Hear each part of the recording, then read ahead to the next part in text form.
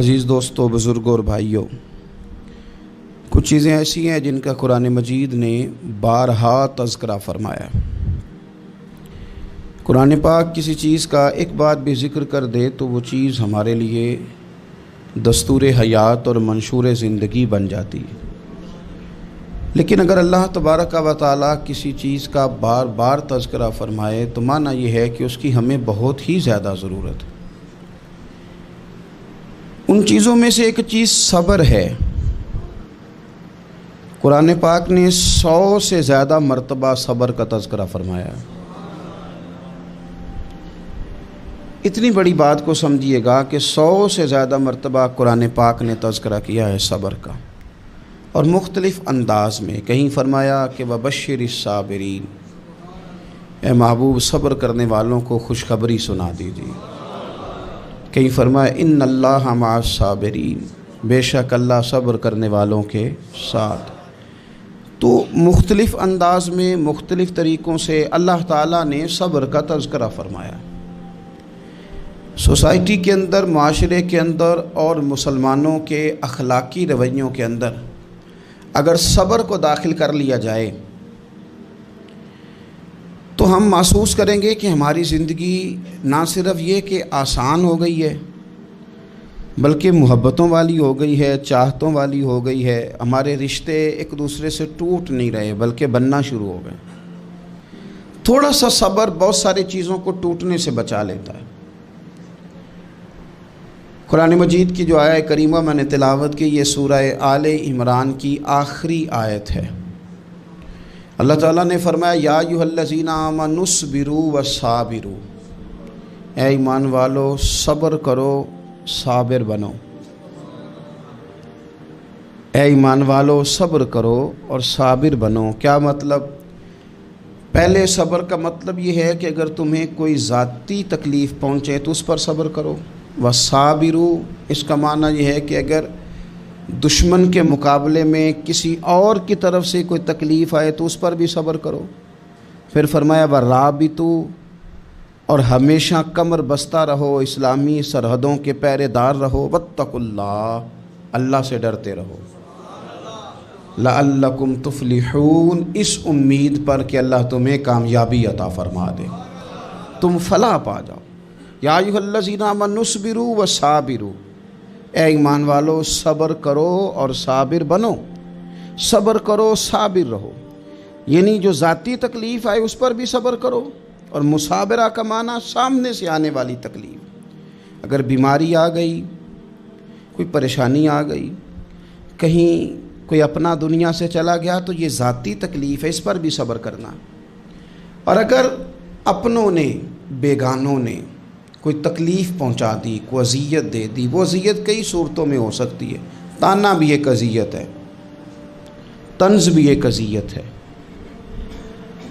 کسی شخص کے بارے میں غلط کلمہ کہنا بھی ایک اذیت ہے، اور مقابلے میں کھڑے ہو جانا، لڑائی کرنا، یہ بھی ایک اذیت ہے۔ اس پر بھی صبر کرو۔ ورابطوا، اور اس طرح کرو کہ کمر بستہ رہو، جد و جہد کرتے رہو۔ واتقوا اللہ، اللہ سے ڈرو۔ لعلکم تفلحون، تاکہ تم کامیاب ہو جاؤ۔ صبر جب آپ کرتے ہیں نا، اور صبر کا ارادہ کرتے ہیں، تو اللہ تعالیٰ صبر کی توفیق بھی عطا فرماتا ہے۔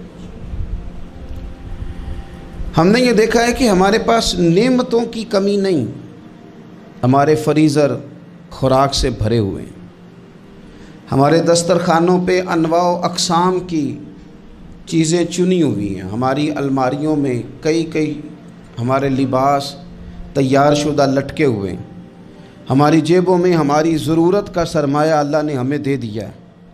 لیکن اس کے باوجود جو لوگ ایک دوسرے سے پیار نہیں کر پا رہے، جو ایک دوسرے کے قریب نہیں جا پا رہے، تو اس کی وجہ یہ ہے کہ صبر نہیں رہا، حوصلہ نہیں رہا، کسی چیز کو برداشت کرنا ہمارے مزاج کا حصہ ہی نہیں رہا۔ اور پھر چونکہ امت مسلمہ نے انقلاب برپا کرنا تھا، دنیا کو پیغام حق دینا تھا، اگر ان کے اندر حوصلہ ہی نہیں ہوگا، اگر انہیں صبر ہی نہیں کرنا آئے گا، استقامت ہی نہیں ہوگی، کہیں رکنا ہی نہیں آئے گا، تو یہ میدانوں کو سر کیسے کریں گے؟ کامیابیاں کیسے ان کا مقدر بنے گی؟ رمضان المبارک میں بھی ماحول یہ ہو کہ افطاری سے 1 گھنٹہ پہلے نظر پوری ٹک جائے گھڑی پہ، اور تھوڑا سا بھی صبر مشکل ہو، اور رمضان المبارک میں سحری کے وقت میں اگر دہی والی دکان پہ بھی جھگڑا ہی ہو رہا ہو، اور شام کو سامان خریدنے میں بھی اگر بحث ہی ہو رہی ہو، تکرار ہو، جھگڑا ہو، تو پھر سیکھا کیا؟ پھر وہ جو ہمیں تربیت دی جا رہی تھی کہ ہم نے صبر کرنا ہے، تو پھر ہم نے اس میں حاصل کیا کیا؟ حدیث پاک سنیں گے، آپ کی طبیعت بڑی ٹھنڈی ہوگی۔ میرے نبی پاک صلی اللہ تعالیٰ علیہ وسلم نے ارشاد فرماتے ہیں کہ جو بندہ سوال سے بچنا چاہے گا، ارادہ کرے گا اللہ میں نے کسی سے نہیں مانگنا، فرمایا جو سوال سے بچنا چاہے گا رب اسے سوال سے بچا لے گا، اور جو لوگوں سے بے نیاز ہونا چاہے گا، کہے گا یا اللہ مجھے دنیا داروں کا محتاج نہ بنا، اپنی بارگاہ سے عطا فرما۔ جو لوگوں سے بے نیاز ہونا چاہے گا اللہ لوگوں سے بے نیاز کر دے گا، اور فرمایا جو صبر کا ارادہ کرے گا اللہ اسے صبر کی توفیق بھی عطا فرما دے گا۔ ارادہ تو کرے، پروگرام تو بنائے، توفیق تو اللہ دے گا۔ جو صبر کا ارادہ کرے گا اللہ صبر کی توفیق بھی عطا کر دے گا۔ اور حضور صلی اللہ تعالیٰ علیہ وسلم فرمانے لگے، یاد رکھو کسی بندے کو جو بہترین تحفہ دیا گیا ہے نا، اگر کسی کو کوئی بہترین عطیہ ملا ہے تو پھر اللہ تعالیٰ نے اسے صبر عطا فرمایا ہے۔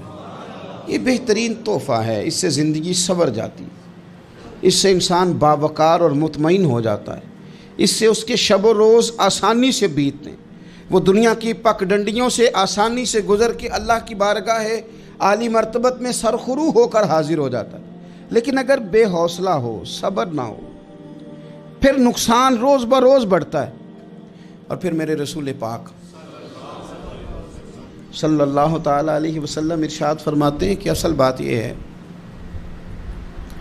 کہ اللہ تعالیٰ نہ کسی بندے کا درجہ بلند کرنے کا ارادہ فرماتا ہے، لیکن اس کے اعمال اس طرح کے نہیں ہوتے کہ اس کا درجہ بلند کیا جائے۔ اب رب کیا کرتا ہے، اللہ تعالیٰ اس کو مال کی، جان کی، اولاد کی کسی مشکل میں ڈال دیتا ہے، اس مصیبت پر وہ بندہ صبر کرتا ہے تو اللہ تعالیٰ اس کا درجہ بلند فرما دیتا ہے۔ اعمال اس قابل نہیں تھے کہ درجات بلند ہوں، وہ اعمال کی بنیاد پر نہیں کر سکتا تھا تو اللہ نے کسی مشکل میں ڈال کے نہ اپنے فضل سے درجہ بلند کر دیا۔ اب جو راہ طریقت کا مسافر تھا، جو سلوک کی منازل طے کر رہا تھا، جو اللہ رسول کے قریب جانے چاہ رہا تھا، اس کے لیے کتنی آسانی ہو گئی کہ مجاہدہ تو زیادہ نہ کر سکا، کثرت سے نفلی صوم و صلات کا بندوبست تو نہ کر سکا، تھوڑا سا صبر کیا، رب نے اپنا اور اپنے محبوب کا قرب عطا فرما دیا۔ تو یہ تو آپ صبر کرنے کے لیے جب نکلے ہیں تو آپ نے تو رب رسول کو پا لیا۔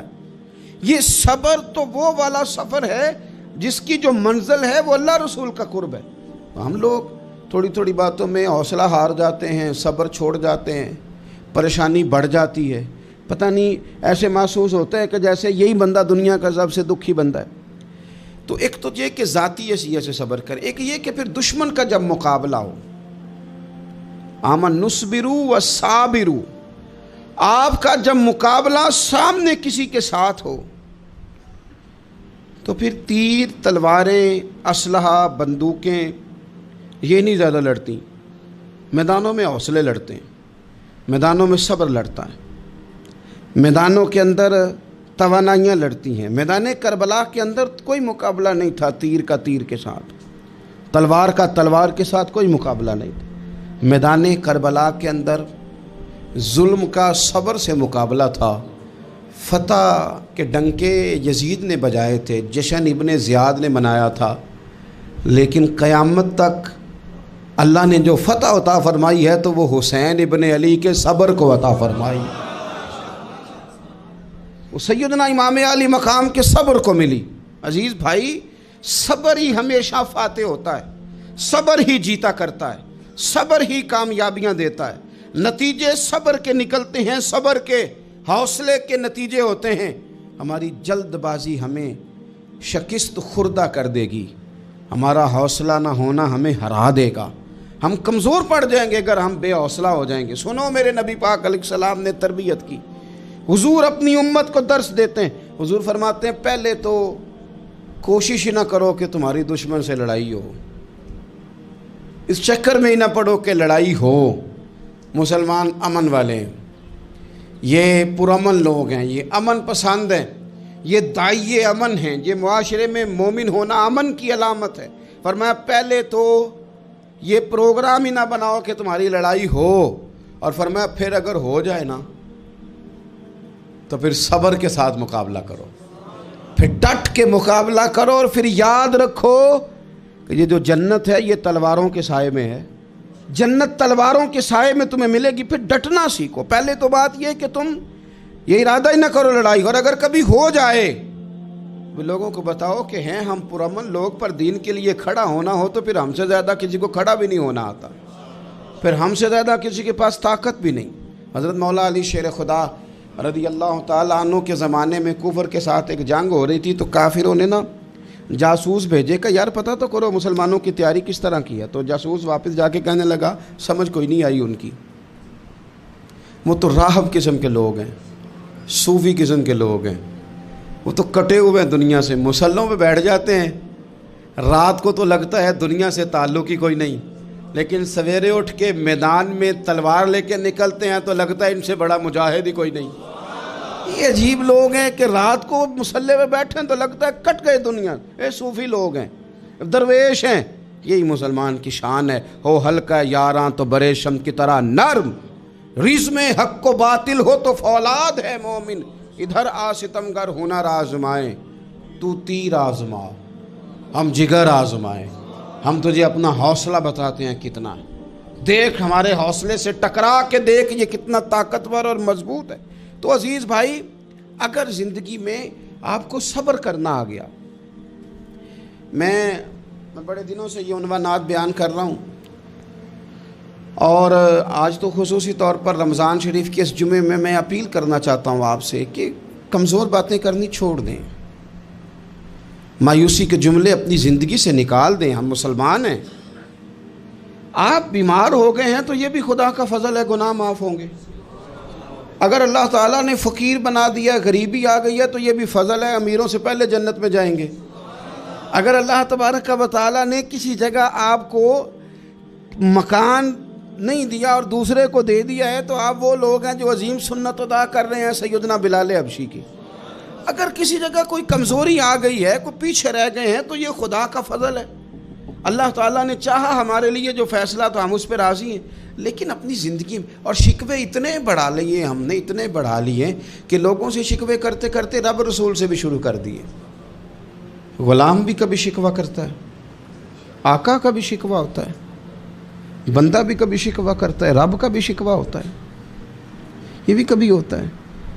آپ نہ مانے پر یہ شکوہ ہے کہ میں بڑے ڈاکٹروں کے پاس گیا ہوں آرام نہیں آیا، نہ مانے پر یہ شکوہ ہے میں نے کبھی کسی کو ستایا تو نہیں پر میرے حالات نہیں ٹھیک ہوتے۔ آپ نہ مانے پر یہ شکوہ ہے کہ فلانے کے پاس دولت زیادہ ہے، اس نے پتہ نہیں وہ آگے نکل گیا اور میں پیچھے رہ گیا، نہ مانے پر یہ شکوہ ہے۔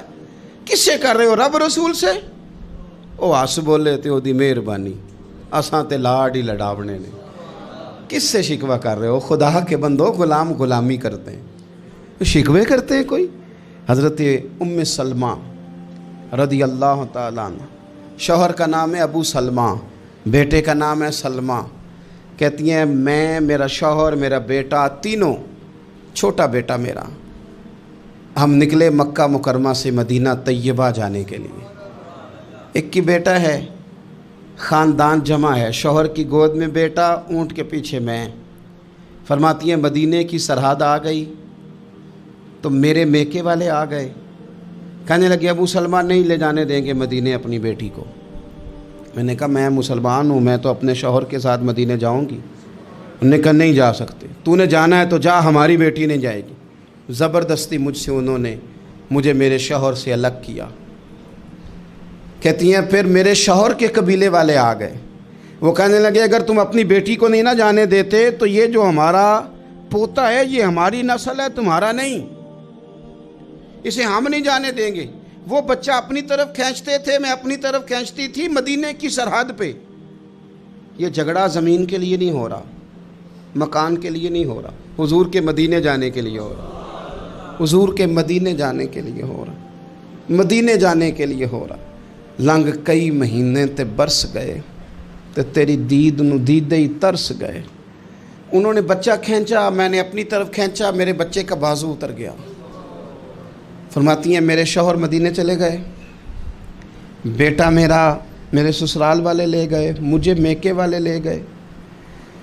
آج بھی کچھ سیانے بندے کہتے ہیں اس کو نکال دو اور بچے چھین لو۔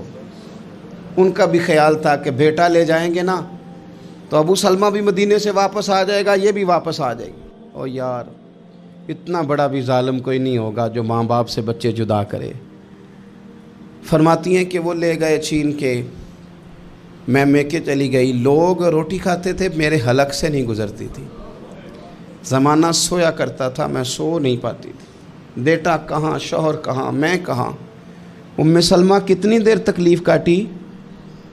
جناب ام سلمہ کہنے لگی لوگوں 1-2 دن نہیں، پورا سال بیت گیا، پورا سال، پر جے سونا ہی میرے دکھ وچ راضی، جے سونا ہی مارو مارو مینو مار مکاؤ، میں کوئی عذر نہ پیش لے آواں، او جے سونا ہی میرے دکھ وچ راضی، پھر سکھ نو چلے ڈاواں۔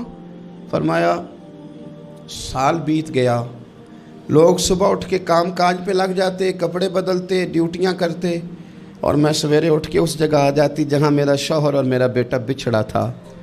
میں سارا دن روتی، آہوزاری کرتی، حضور کے مدینے کی طرف منہ کر کے میں تڑپتی۔ سال بیت گیا، سال، ایک ہفتہ نہیں نکلتا بچوں کے بغیر۔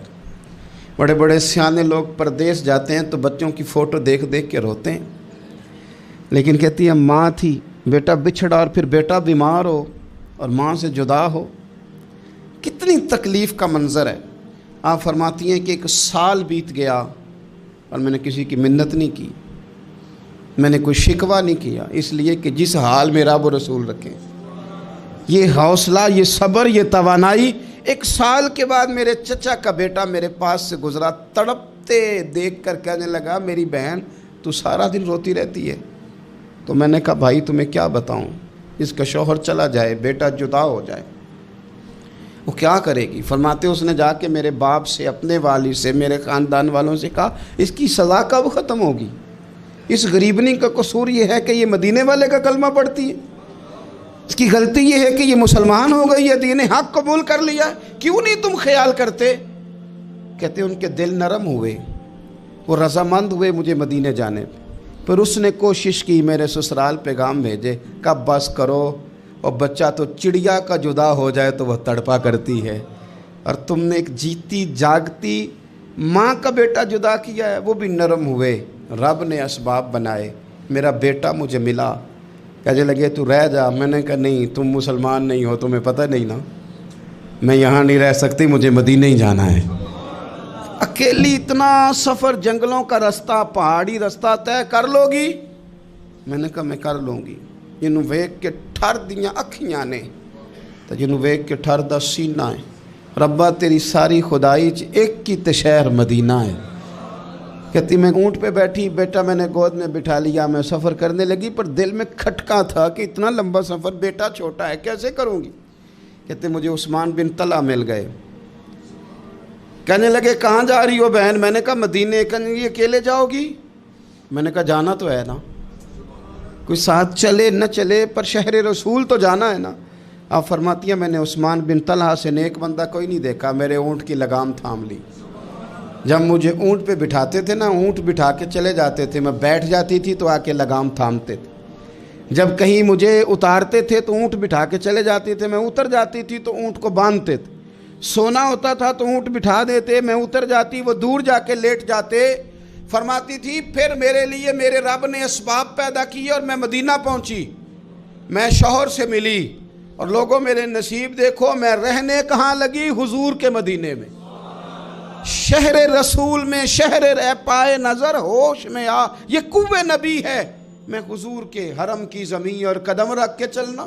ارے سر کا موقع ہے او جانے والے، مدینے کے خطے خدا تجھ کو رکھے، غریبوں فقیروں کے ٹھہرانے والے۔ کہتی ہے میں وہاں بسنے لگی۔ آپ فرماتی ہے مسلمانوں، شاید مجھ سے زیادہ تکلیف کسی نے نہ سہی ہو، پر دیکھو 1 سال پورا میں تکلیف میں رہی، اور جب میرا صبر سال کو پہنچا، صبر کی عمر 1 سال ہوئی، تو پھر رب نے بندوبست کیا، پھر میرے گھر والے بھی نرم ہو گئے، سسرال والے بھی نرم ہو گئے، رب نے میرے آنے جانے کے لیے ایک بندے کا بندوبست بھی فرما دیا، پھر میرا شوہر تک بھی میں پہنچ گئی، مجھے مدینہ الرسول بھی نصیب ہوا۔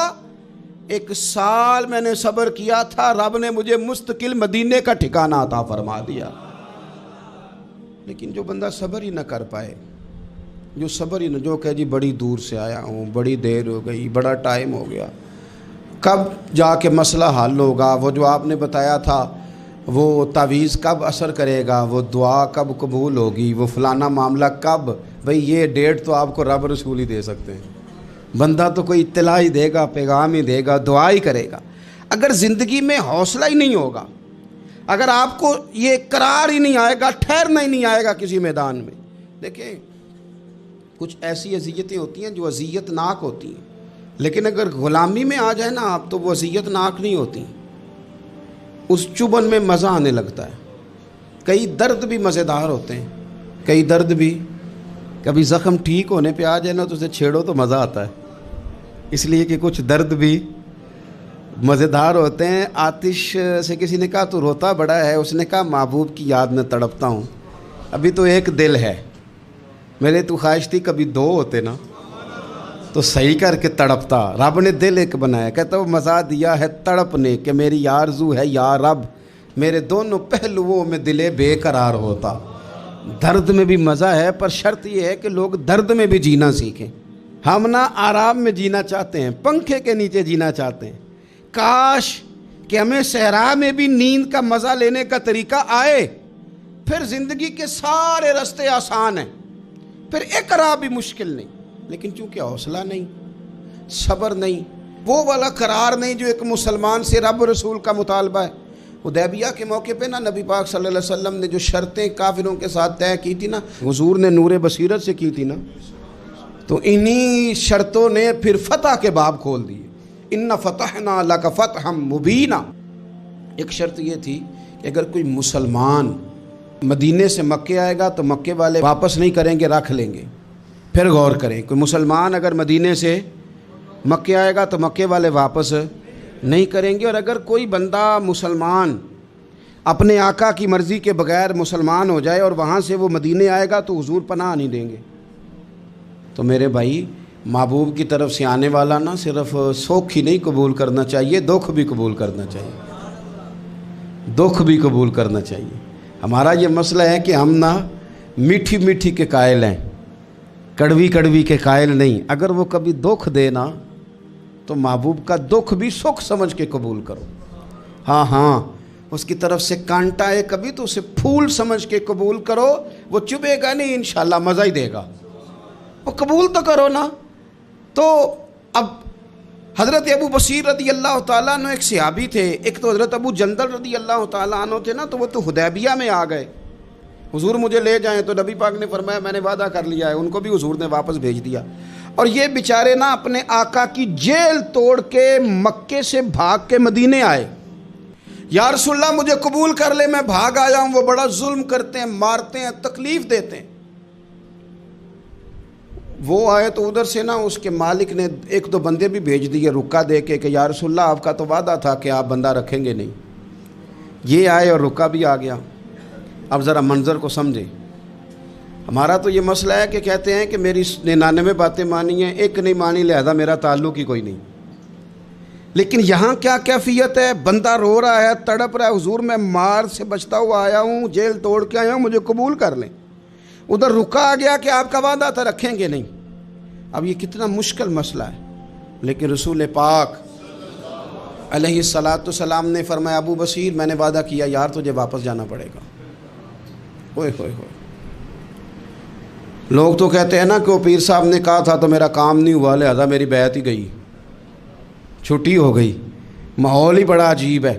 حضور نے فرمایا واپس جا، لیکن جے کر یار دے نام دا ملے مینا، پھر انہوں چولی پا لئیے مینے نو پنجے سٹیے نا، جے کر یار دے نام دا، سامنے والے نے تانا سمجھ کے دیا تھا پر یار کے نام کا تھا نا، اس نے کہا لا صحیح سونے کے نام کا ہے نا، تانا ہوا تو کیا ہوا، جے کر یار دے نام دا ملے مینا، انہوں چولی پا لئیے پنجے سٹیے نا، تے جے کر یار دے نام دی ملے سولی، پھر جھوٹا جھوٹ لئیے تے پیچھا ہٹیے نہ، جھوٹا جھوٹ لئیے۔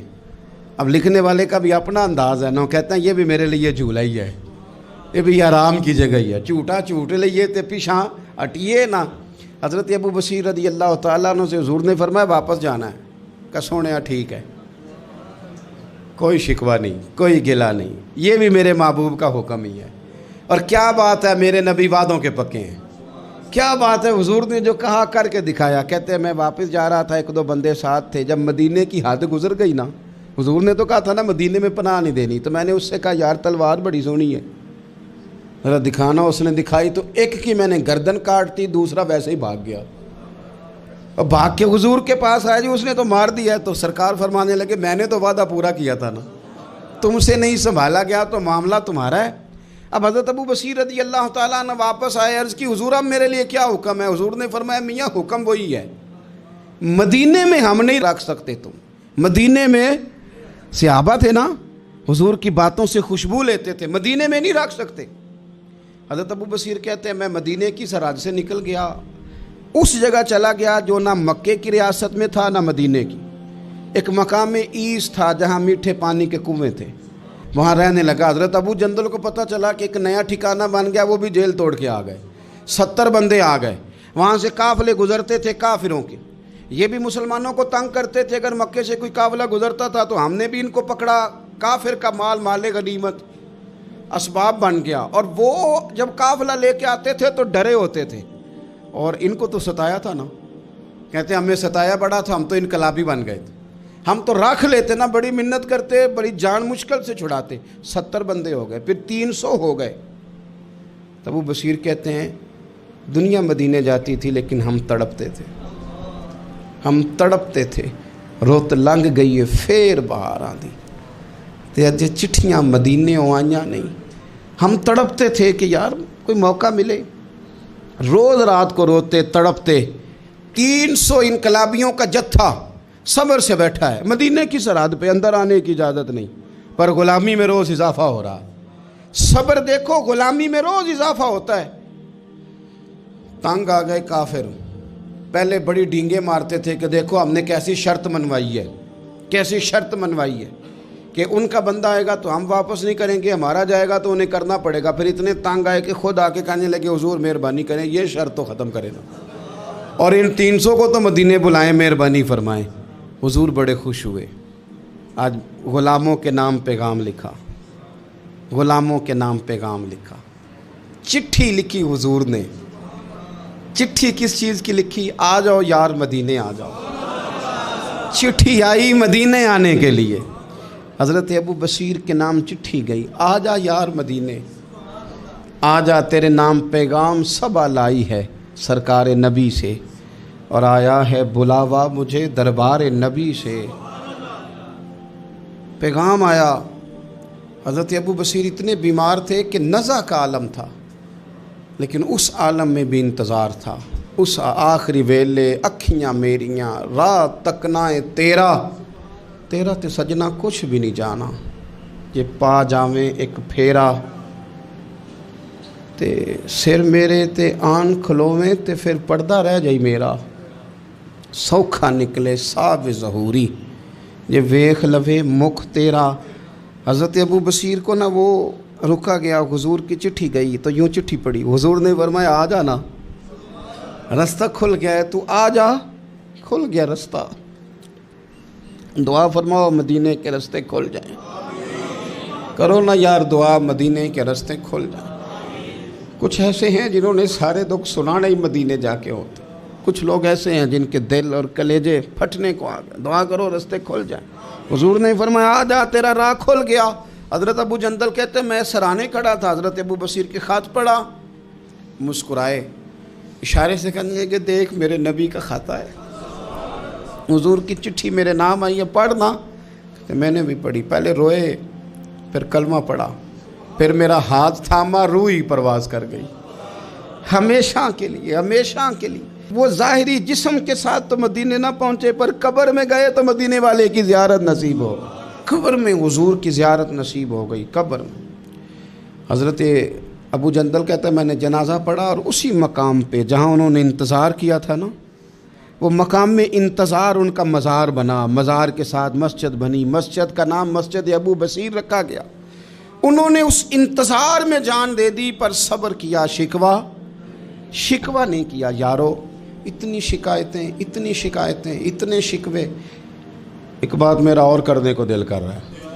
ایک صحابی تھے حضرت عاصم بن ثابت رضی اللہ تعالیٰ عنہ، جنگ احد میں نا حضور کے ہاتھ پہ موت کی بیعت کی، جنگ احد میں بیعت کی، سونیا تیرے نام پہ مرنا، ڈٹ کے لڑے۔